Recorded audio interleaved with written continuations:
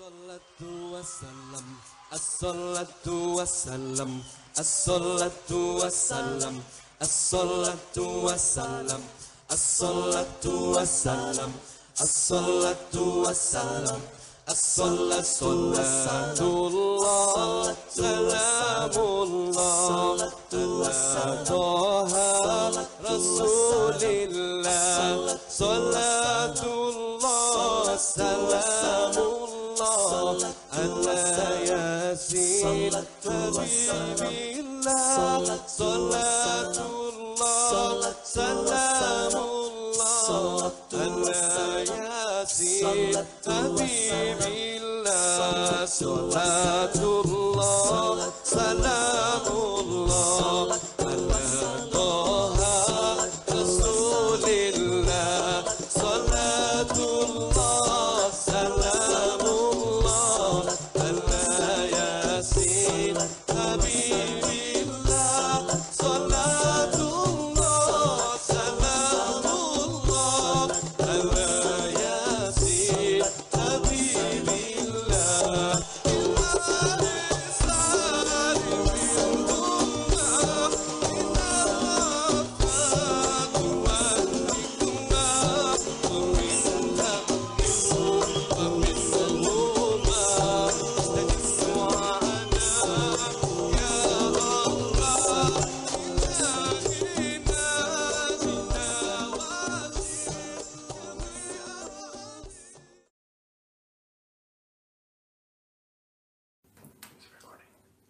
بسم الله الرحمن الرحيم نحمده ونصلي على رسوله الكريم.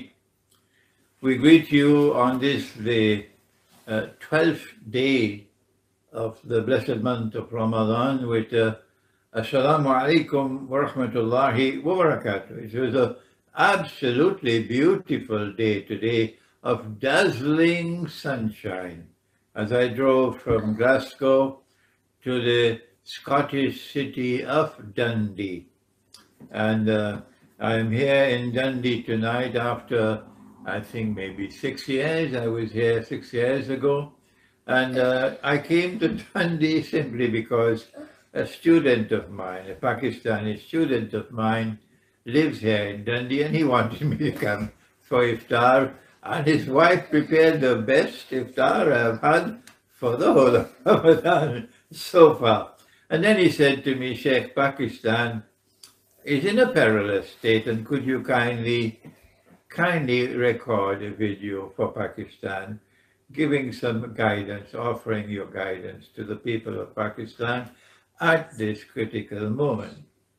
And I said, surely I'll do that, inshallah, because I have a lot to thank the people of Pakistan for, because I studied in Pakistan. The poor people of Pakistan gave their money to establish the institution where I studied, the Alimia Institute of Islamic Studies in Karachi. And as a student, we got a stipend. It was 125 rupees per month. And you had to make do with that 125 rupees every month as your scholarly stipend. Of course, the rest was went to pay for the school fees and so on. We didn't have to pay that. So I have much to thank the people of Pakistan for my education. I also studied Karachi University, and I had very good teachers there. I thank Allah for that. And so now this is my message to Pakistan at this critical time. Remember, I am not only a scholar of Islamic studies, study of the Quran, but I'm also a scholar of philosophy, and I'm also a scholar of international affairs, international relations. And I want to begin with a philosophical comment. And that is, from my perspective, I'm probably the originator of Islamic eschatology in the modern age.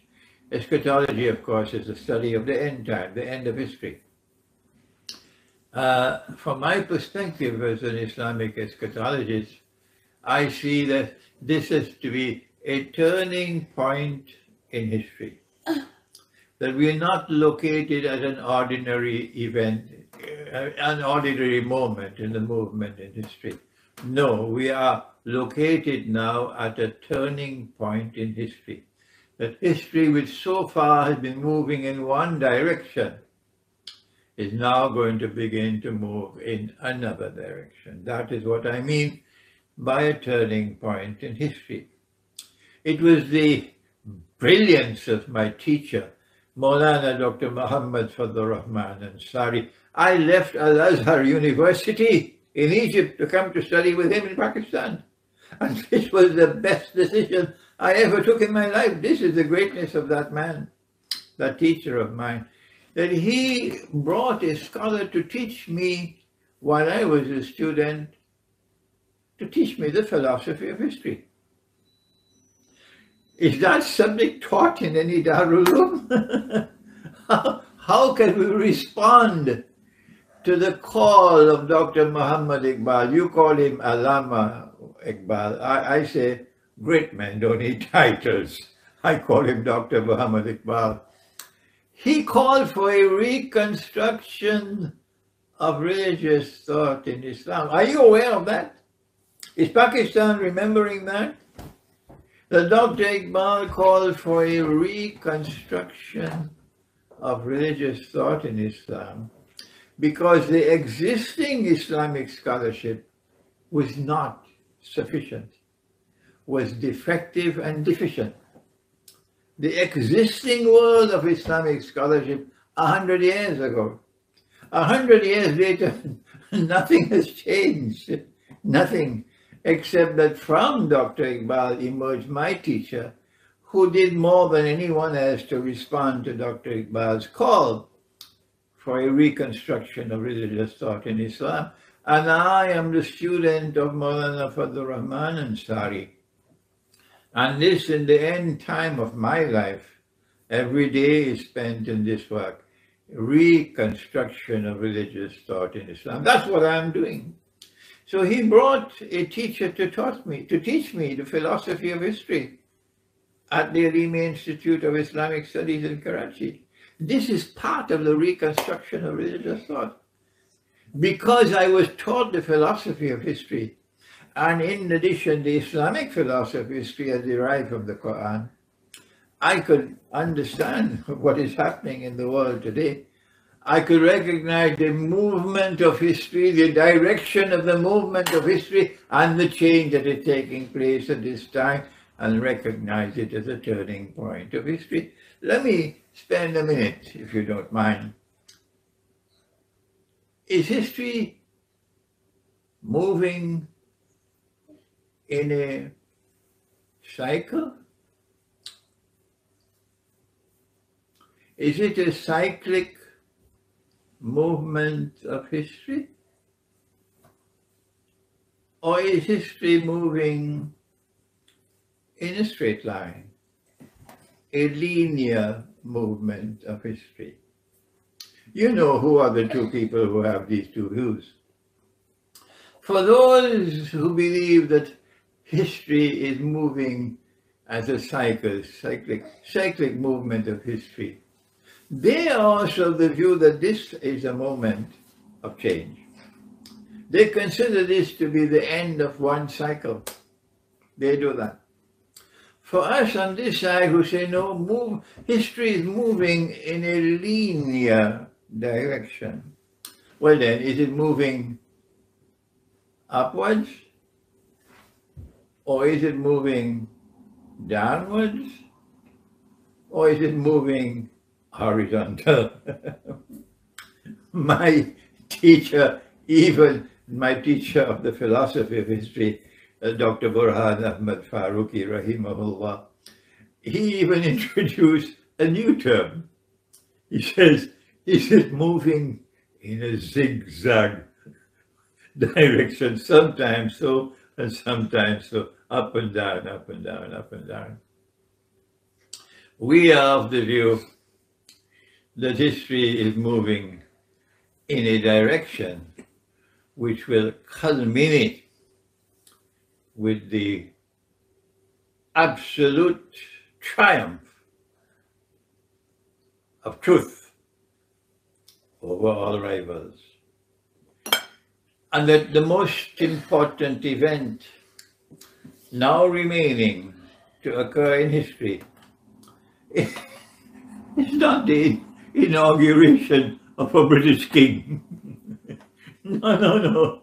It's not the next US general elections in 2024, whether Trump will be there or not. The most important event now remaining to occur in history is the return of the Messiah, Jesus, the son of Mary, Nabi Isa alayhi salam. And it is because of his return, this is why there is also another event to occur. Let me repeat that so you'll understand it. It is because of the return of the Nabi Isa alayhi salam, Jesus, the son of Mary, who came and left and is going to come back. Because of his return, that is why there is an Imam al-Mahdi to emerge in this community of Muslims. Have you heard that? Do you understand that? I know Iran will not accept what I've said, but that doesn't matter. And so when Nabi Isa alayhi salam returns, then the state will be established as ordained by Allah. This is not the time for me to teach you the study of politics from the Quran or economics from the Quran. We do that elsewhere. But when he returns, there won't be any Pakistan anymore. There most certainly won't be any Saudi Arabia anymore. So what are you going to do with your Pakistani nationalism and your Arab nationalism? What are you going to do with your African nationalism? Because you're not going to be secular states anymore. When Jesus returns, it is the holy state which will be restored. That holy state was established by Nabi Dawood alayhi salam, the Prophet David, in Jerusalem. And Allah speaks of it in the Quran. And that holy state was restored by Prophet Muhammad, Allah's blessing be upon him, in Medina. And Pakistan is blessed to have a political leader today who yesterday was a great cricketer. You know, I come from Trinidad. And in the West Indies, we play a lot of cricket. We produce Brian Lara. I'm from Brian Lara's country. So we know about cricket. And we in the Caribbean, we have great respect for Imran Khan as a cricketer. And for the Pakistani cricket team that came to Trinidad and to the Caribbean many times. But this is a political leader now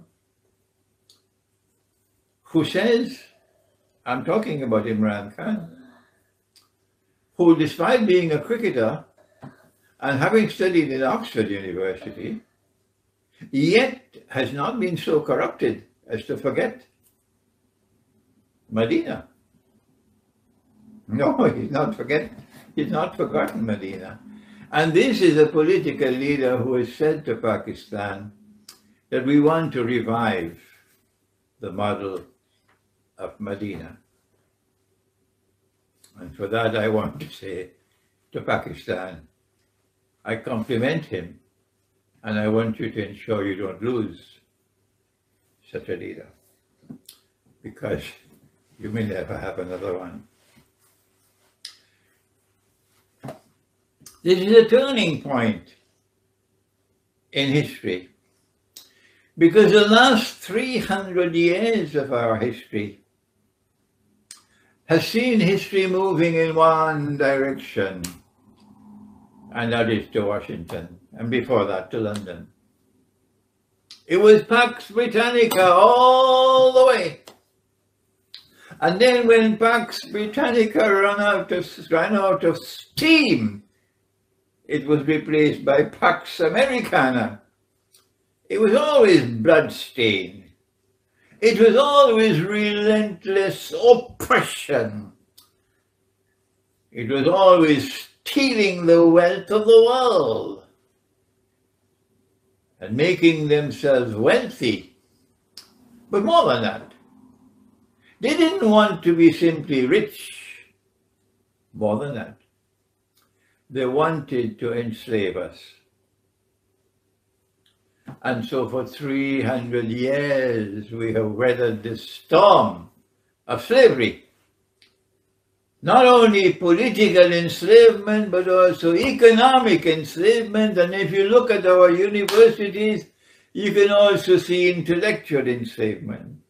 You can see linguistic enslavement when you have to look down at your own native language, despise your own native language, and take pride in speaking the language of the slave master. I resent the fact that even my thinking is done in English, because that's how I was born and brought up.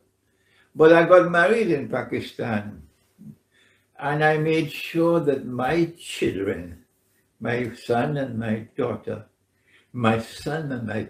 have grown up with Urdu as their mother tongue. So while Pakistanis may want to teach their children English and speak to their children in English, and use English only for the servant, the Khansama, and display what Malcolm X called house slaves. House slaves who identify with the slave master. I ensure that my children do not grow up like that.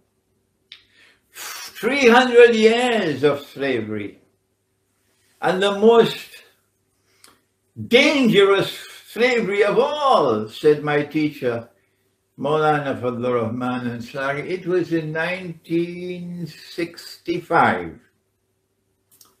What a long time ago. And he stood up to give a lecture, and I was a young man, 23 years of age. And I remember him saying that the most dangerous slavery of all was intellectual slavery.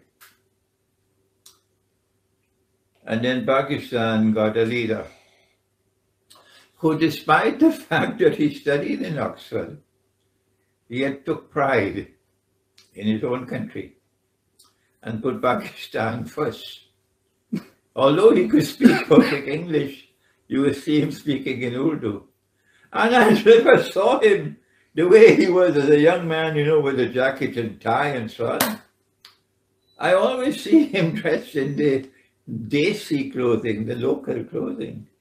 And I say to myself, mashallah, look at that. Mashallah, that I lived long enough to see Pakistan produce such a leader.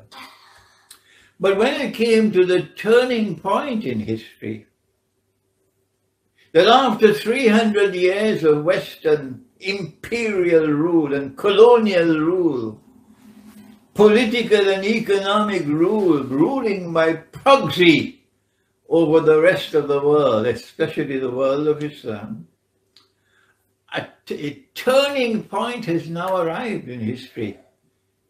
And it's a time for the people of Pakistan who listen to me to start to think. You know, Dr. Iqbal said that for the last 300 years, this Ummah has stopped thinking.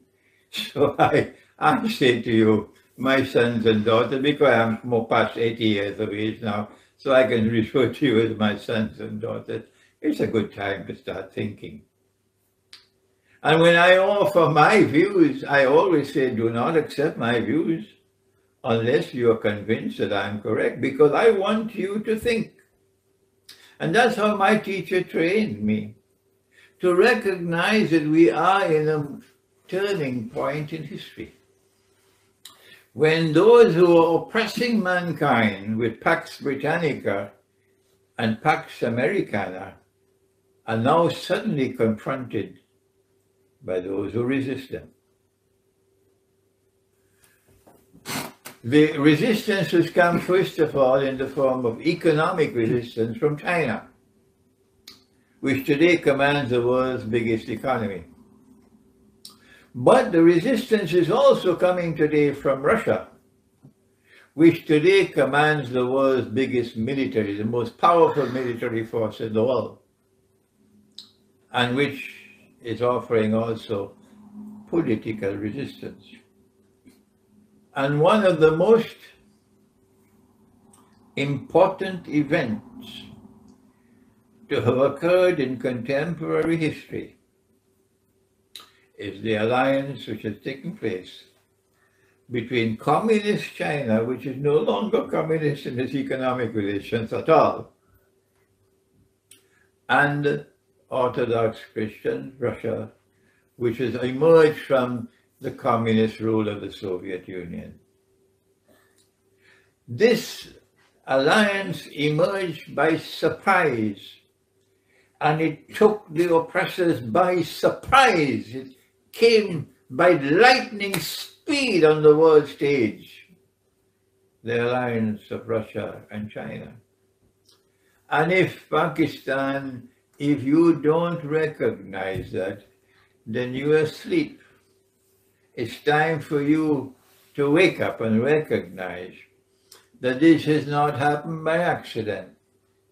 The alliance of Russia and China has come at the moment when it has come to bring about a change in the movement of history. It will no longer continue to be a world dominated by the West. Wake up. If India, Hindu India, can recognize that, why can't you in Pakistan? There is a second alliance coming. And that's the alliance which I am working for. And they will do everything in their power to try to prevent this alliance from taking place, including using all of Dajjal's warriors who wage all their bogus jihads in China, in Chechnya, and Syria and Iraq. I make no apologies for my language. My language is straight and powerful as bullets for them. That you are bogus in your jihad. And the world of Islam says, shame on you for your jihad, your bogus jihad, your CIA-funded jihad. Don't you have any shame? That this alliance between those who follow Jesus, Nabi Isa alayhi salam, rather than following Santa Claus. You know where those who follow Santa Claus, you know how you recognize them? I don't know whether the First Minister of Scotland knows it. That a man can marry another man and get a marriage certificate. That's how you recognize those bogus Christians. No, I'm not talking about the bogus Christians. I'm talking about those who truthfully and faithfully follow Jesus, even though we differ with them with the Trinity and the worship of Jesus as a second person in the triune God. Even though they do that, we recognize them to be followers of Jesus. The alliance between those who follow Jesus, Nabi Isa alayhi salam, and those who follow Nabi Muhammad, Allah's blessing be upon him, and therefore are faithful to absolute truth in the Quran. And absolute truth in the Quran has prohibited us.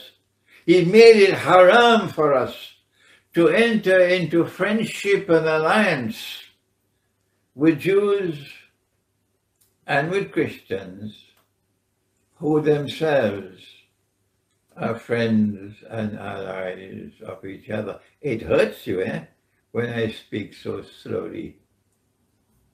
Let me repeat it. The alliance is between those who follow Nabi Isa alayhi salam, Jesus, the son of Mary, rather than following Santa Claus, and those who follow Muhammad, Allah's blessing be upon him, and as a consequence are faithful to absolute truth in the Quran. Absolute truth in the Quran which has prohibited Muslims from being friends and allies of Jews and of Christians who themselves are friends and allies of each other. That is what Allah has said in the Quran. بعد أعوذ بالله من الشيطان الرجيم يا أيها الذين آمنوا لا تتخذوا اليهود والنصارى أولياء بعضهم أولياء بعض إلى آخر الآية. And so Turkey, you're in bad company as a member of NATO.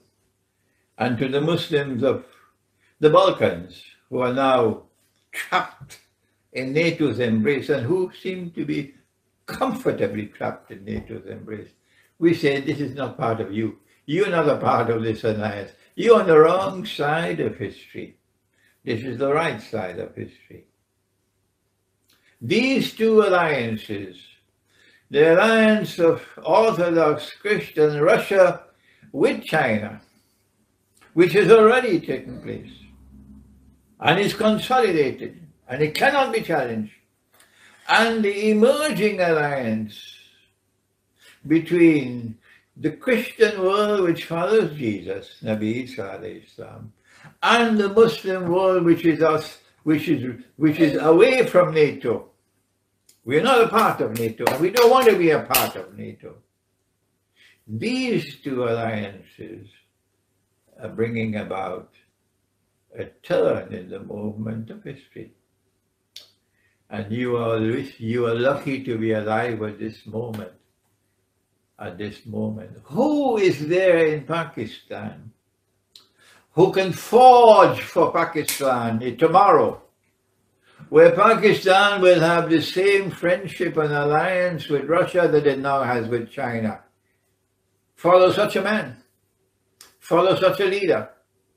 And don't follow those who remain Yankee puppy dogs, who want to read what Pakistan must constantly submit to a leadership which is decided upon in Washington. That Washington must choose who leads Pakistan. The IMF must choose who must be leading Pakistan. The ambassadors of the Western countries in Islamabad, they must choose who must lead Pakistan. Is Pakistan a slave state? I say to you, on this blessed night of Ramadan, I don't know whether you will have another chance, that you should take charge of this moment in history to ensure that you utilize this opportunity you have while you have a leader. I'm not saying that Imran Khan has all the knowledge that he needs. No, he's deficient in many things. And if Allah blesses me, and if He opens the door for me, I'm prepared to help Him. But He must open the door for me. I'm not going to push my way in. This is in the moment that you have a leader. You have a leader who is capable of taking Pakistan on the right direction as history is turning. Do not allow them to threaten his life. Protect him with your lives. Even if you have to die, protect him with your lives. Because if he is assassinated, Pakistan will have civil war. And what happened in Iran 40-something years ago will return to Pakistan. And the armed forces in Pakistan tell me, you can tell them, you can kill 1 million Pakistanis, but you will never succeed. You'll never succeed in a war against the people. I want to repeat this to the Pakistan armed forces. You can kill 1 million Pakistanis, but you cannot succeed in any war that you wage against the people. For in the end of it, the truth will be triumphant. I pray that this blessed Pakistan, this blessed moment on this blessed night of Ramadan in Pakistan, as I speak to you from distant Scotland in Britain, so far away, may Allah take my words to you, that you may recognize you are at a particular moment in history which is important and crucial. And Allah has given you a leader who is adequate to be able to take the caravan forward at this time. And may Allah protect Imran Khan, and may Allah bless him to be able to lead Pakistan once again. Thank you. Wassalamu alaikum wa rahmatullahi wa barakatuh. إلهي لست للفردوس أعلى ولا أقوى على نار الجحيم الله فهب لي توبة واغفر ذنوبي فإنك غافر